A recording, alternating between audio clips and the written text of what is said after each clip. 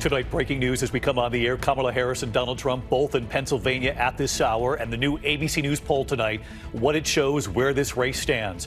Also tonight, after dangerous misinformation about FEMA's response to the hurricanes, now the threats, and tonight an armed suspect under arrest. And the images coming in, the deadly commuter train accident outside New York. First tonight, 22 days now until Election Day. Vice President Kamala Harris and former President Donald Trump in the must-win state of Pennsylvania. Kamala Harris in Erie, Donald Trump outside Philadelphia. And the new ABC News poll tonight, what it shows just 22 days before this election. Also tonight, after dangerous misinformation about FEMA's response to the hurricanes, now the alarming threats against FEMA workers. And tonight, news coming in, the armed suspect under arrest with multiple guns. The chilling video of a deadly home invasion, a husband killed, the wife attacked. Two suspects seen on a doorbell camera dressed as utility workers, claiming they were investigating a gas leak, what authorities say they then did. Tonight, new accusers coming forward against Sean Diddy Combs, including one man who claims he was assaulted when he was just 16. Tonight, the two young girls killed while hiking, one of their phones with key evidence, according to authorities. And investigators now say the defendant confessed more than 60 times behind bars. Tonight, how many jurors have just been selected? Tonight, the U.S. deploying 100 U.S. troops to Israel to help operate a new missile defense system as Israel prepares to retaliate against Iran. Back here in the U.S. tonight, the images coming in of that deadly commuter train accident, a tree falling onto the train outside New York City. At least one dead, many passengers injured. SpaceX tonight with a spectacular first-of-its-kind landing. Also, the suspect who tried to steal multiple planes. The major change in the weather, could it bring the first frost of the season? And you'll see the pandas coming to America. From ABC News World Headquarters in New York, this is World News Tonight with David Muir. Good evening. It is great to start another week with all of you at home. We begin tonight with the race for president. Just 22 days until the election. Early voting, of course, underway. Millions have already voted. Tonight, Vice President Kamala Harris and former President Donald Trump both in the must-win state of Pennsylvania. And this evening, the new ABC News poll that shows this is a very close race nationally. Harris 50, Trump 48 among likely voters. But it all, of course, comes down to the key battleground states this election. Kamala Harris in Erie, Pennsylvania at this hour, making her case on the economy, arguing her policies will help middle-class families, reaching out to black voters in particular, a key constituency both campaigns are looking to reach. Former President Trump, after spending the weekend doubling down with his anti-immigrant rhetoric and suggesting he would use the military against his foes, tonight turning to the economy as well. It comes as inflation and interest rates come down, and tonight another record high in the stock market. The Dow closing above 43,000 for the first time ever today. Mary Bruce leading us off on the state of this race. She's in Erie, Pennsylvania tonight. Tonight, 22 days until the election, and Vice President Kamala Harris and former President Donald Trump are both in the must-win state of Pennsylvania. Our new ABC News Ipsos poll tonight showing the race in a dead heat nationally. Harris 50, Trump 48 among likely voters. But this election will be decided in the key battleground states where the race is also essentially tied. Tonight, signs Harris is closing the gap on the economy as inflation and interest rates are coming down, and the stock market hitting another all-time record high today. The Dow up 200 points, closing for the first time above 43,000. Trump tonight outside Philadelphia is turning to the economy. You've been eaten alive with inflation, and all I'm doing is getting you back to even. Harris tonight focused on the economy, too. In western Pennsylvania, making the case that her policies will help middle America and trying to reach out to black voters. Stopping at a black-owned business in Erie today.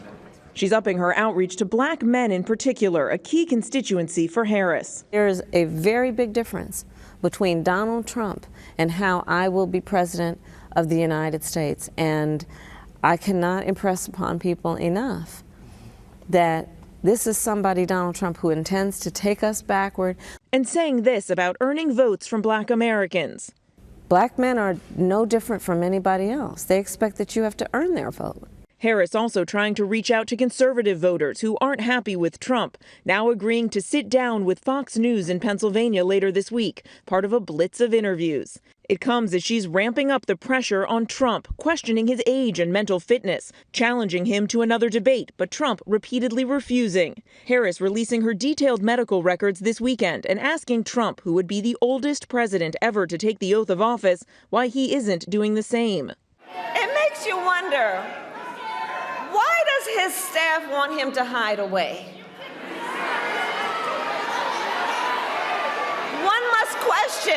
One must question, are they afraid that people will see that he is too weak and unstable? Trump's campaign instead pointing to a 3-paragraph letter his personal doctor released nearly a year ago. And tonight saying it's Harris who should pass a test on cognitive stamina. On the campaign trail, Trump this weekend stepping up his anti-immigrant rhetoric and suggesting he might use the military against, quote, radical left lunatics on Election Day.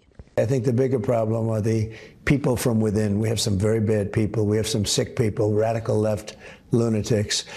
And I think they're and it should be very easily handled by, if necessary, by National Guard, or if really necessary, by the military, because they can't let that happen. Harris tonight responding. He's talking about that he considers anyone who doesn't support him or who will not bend to his will an enemy of our country. It's a serious issue. He is saying that he would use the military to go after them. This is among the reasons I believe so strongly that a second Trump term would be a huge risk for America and dangerous. Now, this is both Donald Trump and Kamala Harris's 10th visit to Pennsylvania since Harris entered the race, showing just how important this state is to both of them. They are now separated here by less than a point, and both campaigns know their best chance to win the White House is to win this state, David.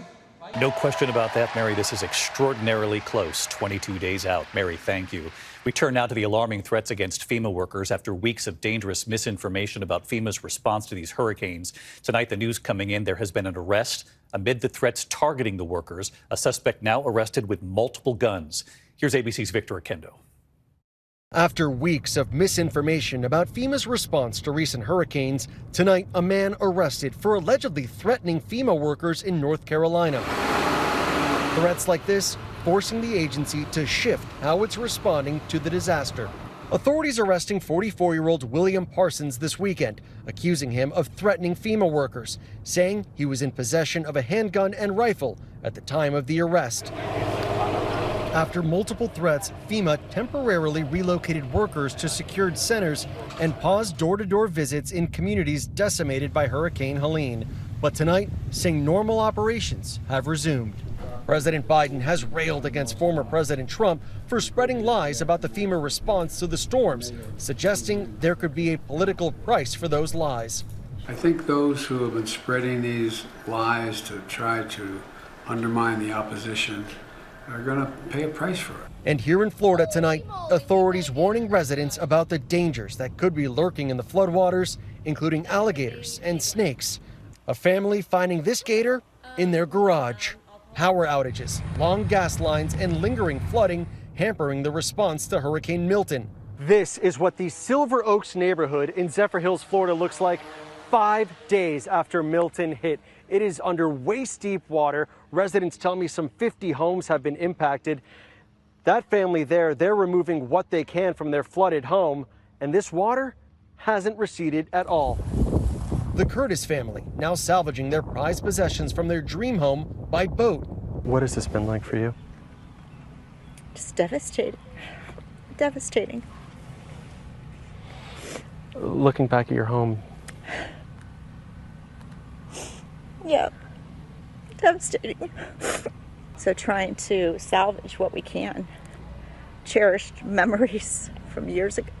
Our entire life.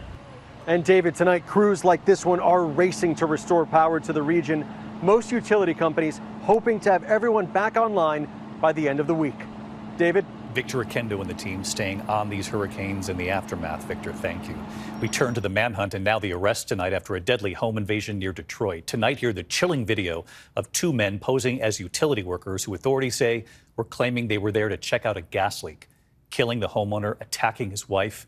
Stephanie Ramos on the arrest tonight.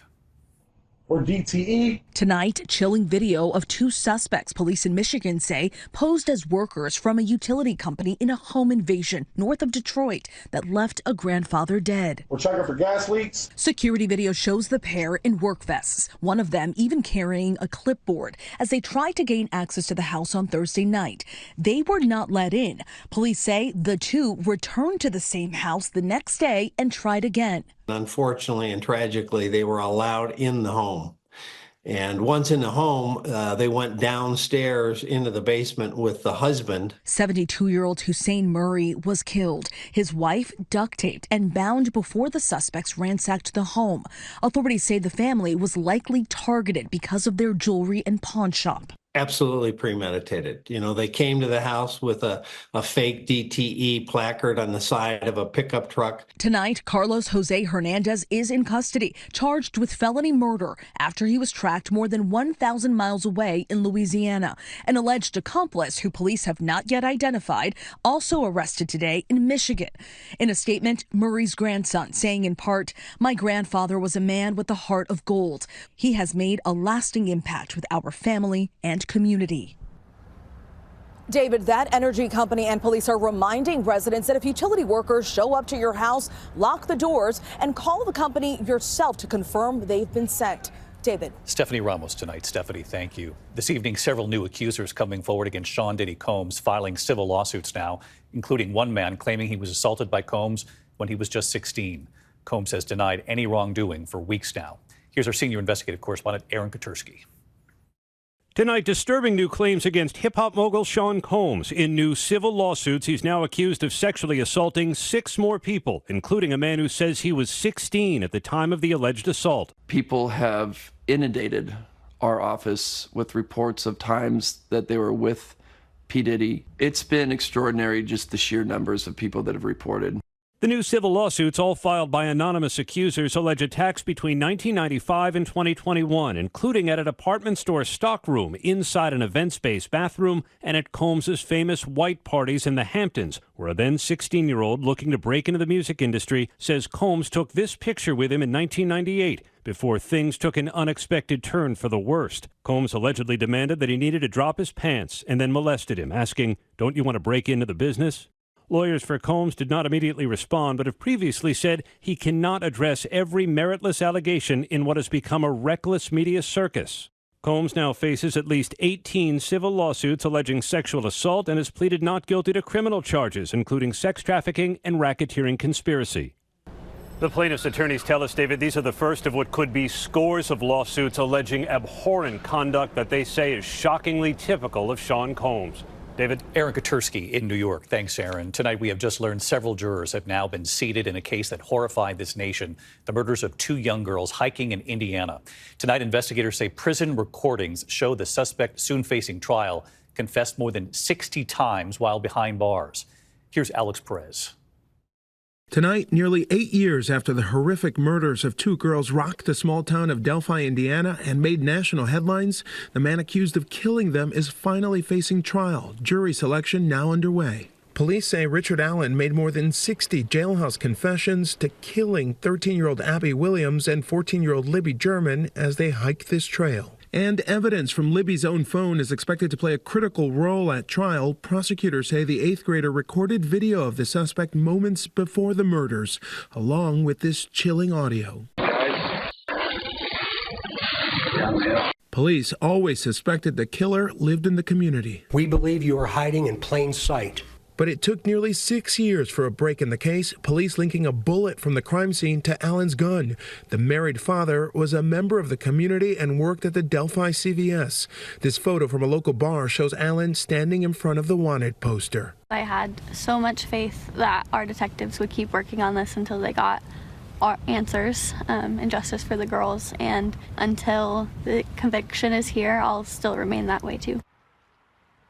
And David, Allen's defense argues his mental health was declining when he made those alleged confessions. So far, 14 of 16 jurors have been seated. David? Alex Perez on this case again tonight. Alex, thank you. We turn now to the crisis in the Middle East. Tonight, the U.S. is sending 100 American troops and an advanced anti-missile system to Israel.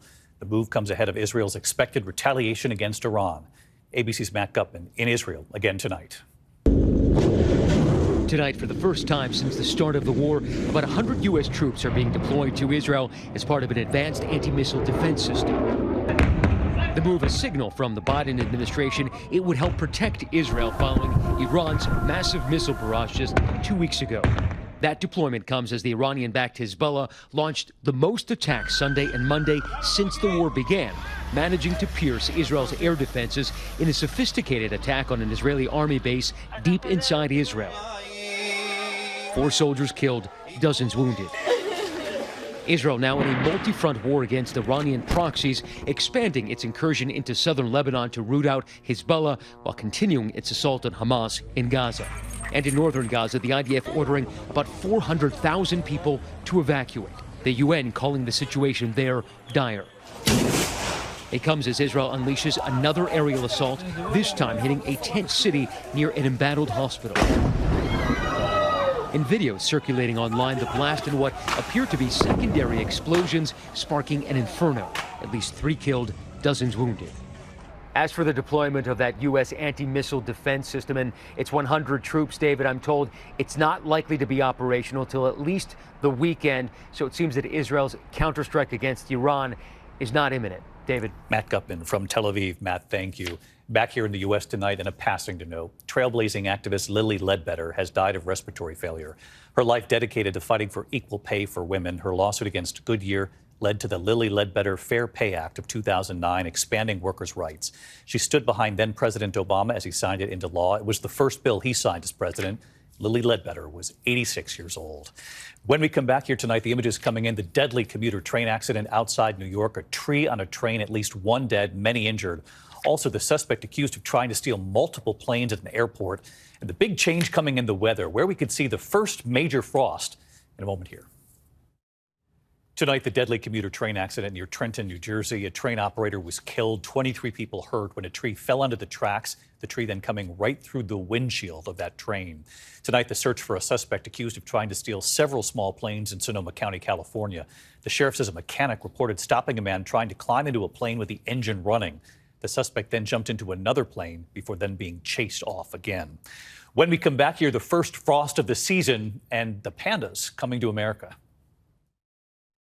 To the index of other news, and bracing for the first possible frost of the season. Freeze warnings and frost alerts from North Dakota all the way to the northeast tonight. Parts of Pennsylvania and New Jersey included. Temperatures falling into the 20s and 30s by tomorrow morning.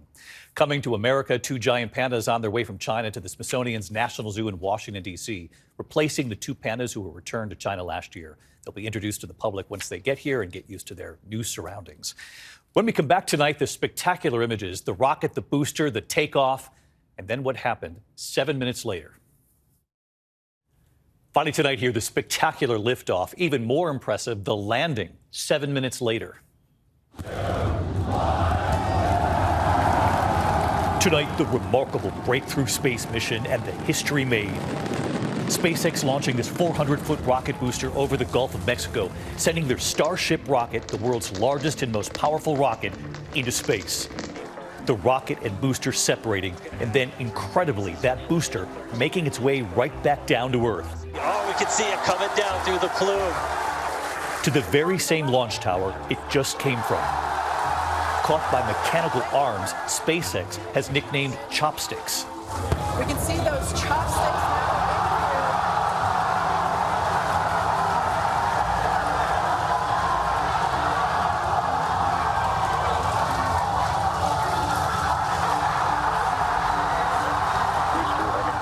Mission a success. Back at the launch tower. Tonight, SpaceX now saying they are one step closer to using reusable boosters to transport people in their Starship rockets to the moon, and they say eventually even Mars. This is a day for the engineering history books. The mechanical arms they call chopsticks, really quite something. I'm David Muir. I'll see you right back here tomorrow night. Good night. Thank you for making World News Tonight with David Muir, America's most watched newscast.